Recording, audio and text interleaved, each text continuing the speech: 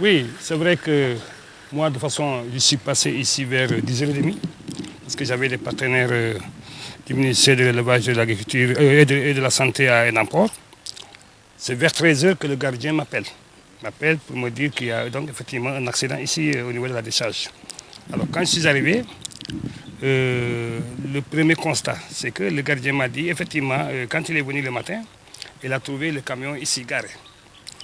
Pour lui, il est tombé en panne. Après 2 heures de temps, il s'est dit, écoutez, même si il est tombé en panne, où est le chauffeur, où est le gardien, où est l'apprenti? Il a commencé à appeler. Alors, quand il a appelé, ça sonnait. Mais il ne pouvait pas, en tout cas, vraiment imaginer que ces gens-là étaient à l'intérieur.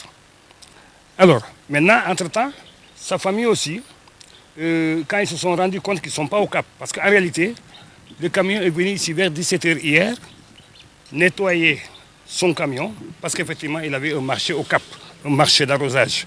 Maintenant, il voulait enlever le sable.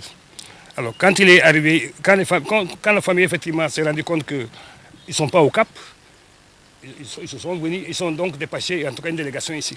Quand ils sont arrivés, c'est eux-mêmes qui ont constaté que le couvercle de la citerne était ouvert.